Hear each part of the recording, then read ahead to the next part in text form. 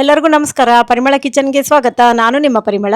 ಇವತ್ತು ನಾನು ಮದ್ದೂರ್ ಸ್ಪೆಷಲ್ ಮಸಾಲೆ ರೊಟ್ಟಿ ಮತ್ತೆ ತಾಳಿಪಿಟ್ಟು ಅಂತಾನೂ ಕರೀತಾರೆ, ಅದನ್ನ ಮಾಡುವುದು ಹೇಗೆ ತೋರಿಸ್ತಾ ಇದ್ದೀನಿ. ಎಲ್ಲಾ ತರನೂ ನೀವು ರೊಟ್ಟಿ ಮಾಡ್ಕೊಂಡಿರ್ತೀರ, ಇದು ಒಂದ್ಸಲಿ ಟ್ರೈ ಮಾಡಿ. ತುಂಬಾ ಟೇಸ್ಟ್ ಆಗಿರುತ್ತೆ, ಆರೋಗ್ಯಕ್ಕೂ ಕೂಡ ತುಂಬಾ ಒಳ್ಳೇದು. ಹಾಗಾದ್ರೆ ಬನ್ನಿ, ಇದಕ್ಕೆ ಏನೇನು ಪದಾರ್ಥ ಹಾಕಬೇಕು ಮತ್ತು ಮಾಡುವ ವಿಧಾನ ನೋಡ್ಕೊಳ್ಳೋಣವಾ. ಅರ್ಧ ಕೆಜಿ ಈರುಳ್ಳಿನ ಈ ಥರ ಸಣ್ಣಕ್ಕೆ ಕಟ್ ಮಾಡಿ ಹಾಕ್ಕೊಂಡಿದ್ದೀನಿ. ಹಾಗೆ ಒಂದು 5 ಹಸಿಮೆಣಸಿನ್ಕಾಯಿ ಸಣ್ಣ ಕಟ್ ಮಾಡಿರೋದು, 1 ಸ್ಪೂನ್ ಅಷ್ಟು ಬಿಳಿ ಎಳ್ಳು, 1 ಸ್ಪೂನ್ ಅಷ್ಟು ಜೀರಿಗೆ, ರುಚಿಗೆ ತಕ್ಕಷ್ಟು ಉಪ್ಪು, 2 ಸ್ಪೂನ್ ಅಷ್ಟು ಹುರಿಗಡಲೆ ಹಿಟ್ಟು ಪುಟಾಣಿ ಹಿಟ್ಟು, 1 ಬೌಲ್ ಅಷ್ಟು ಅಕ್ಕಿ ಹಿಟ್ಟು, ಅರ್ಧ ಬೌಲ್ ಅಷ್ಟು ಚಿರೋಟಿ ರವೆ, ಅರ್ಧ ಬೌಲ್ ಅಷ್ಟು ಹುರಿದು ಪುಡಿ ಮಾಡಿ ಇಟ್ಕೊಂಡಿರೋ ಶೇಂಗಾ ಬೀಜ, 1 ಸ್ಪೂನ್ ಅಷ್ಟು ಕಡಲೆಬೇಳೆ ಹಿಟ್ಟು ಬೋಂಡಕ್ಕೆ ಮಾಡ್ತೀವಲ್ವಾ ಅದು, ಅರ್ಧ ಬೌಲ್ ಅಷ್ಟು ಕರ್ಬೇವಿನ ಸೊಪ್ಪನ್ನ ಸಣ್ಣಕ್ಕೆ ಕಟ್ ಮಾಡಿ ಇಟ್ಕೊಂಡಿದ್ದೆ. ಹಾಗೆ ಅರ್ಧ ಬೌಲ್ ಅಷ್ಟು ಕೊತ್ತಂಬರಿ ಸೊಪ್ಪು, ಅದು ಅಷ್ಟೇ ಸಣ್ಣಕ್ಕೆ ಚಾಪ್ ಮಾಡ್ಕೋಬೇಕು. ಇಷ್ಟು ಸಾಮಗ್ರಿಗಳನ್ನ ಹಾಕ್ಕೊಂಡು ಒಂದ್ಸಲ ಚೆನ್ನಾಗಿ ಕಲಿಸ್ಕೊಳ್ಳಿ.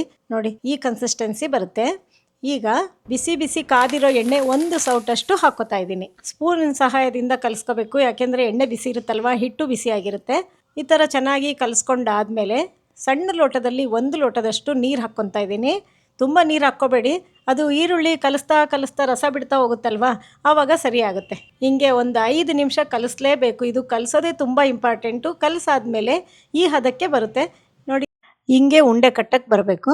ಎಲ್ಲ ತಾಳಿಪಿಟ್ಟಿಟ್ಟು ಕಲಿಸ್ತೀರಲ್ವ, ಅದರಲ್ಲೇ ಸ್ವಲ್ಪ ಗಟ್ಟಿಯಾಗಿ ಕಲಿಸ್ಕೋಬೇಕು. ಇದೇ ತುಂಬ ವಿಶೇಷ. ಮದ್ದೂರು ತಾಳಿಪಿಟ್ಟು, ಮದ್ದೂರು ಮಸಾಲೆ ರೊಟ್ಟಿ ಅಂತಲೂ ಅಂತಾರೆ.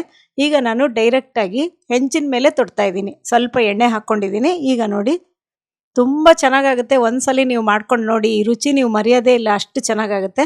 ತೆಳ್ಳಿಗೆ ದಪ್ಪಕ್ಕೆ ಹೆಂಗಾರು ಮಾಡ್ಕೋಬೋದು. ತುಂಬ ತೆಳ್ಳಗೆ ಮಾಡ್ಕೋಬೇಡಿ, ಸ್ವಲ್ಪ ಮೀಡಿಯಮ್ ಆಗಿ ಮಾಡ್ಕೊಳ್ಳಿ. ಇಷ್ಟು ಅಗ್ಲಕ್ಕೆ ತೊಟ್ಕೊಂಡಿದ್ದೀನಿ. ಮೇಲೊಂದು ಸ್ವಲ್ಪ ಎಣ್ಣೆ ಹಾಕ್ತಾಯಿದ್ದೀನಿ.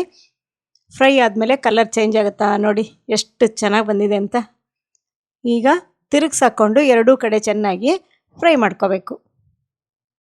ಮದ್ದೂರು ಮಸಾಲೆ ರೊಟ್ಟಿ ಅಥವಾ ತಾಳಿಪಿಟ್ಟು ರೆಡಿ ಆಯ್ತು ನೋಡಿ. ಇದಕ್ಕೆ ಶೇಂಗಾ ಪುಡಿ, ತುಪ್ಪ ಹಾಕ್ಕೊಂಡು ತಿಂದರೆ ಚೆನ್ನಾಗಿರುತ್ತೆ, ಹಂಗೆ ತಿಂದರೂ ಚೆನ್ನಾಗಿರುತ್ತೆ. ಎಲ್ಲ ಪದಾರ್ಥಗಳನ್ನೂ ಹಾಕಿರ್ತೀವಲ್ವ, ಸ್ಮೂತಾಗಿ ರುಚಿಯಾಗಿರುತ್ತೆ.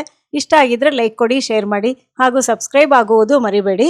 ಎಲ್ಲರಿಗೂ ಧನ್ಯವಾದಗಳು.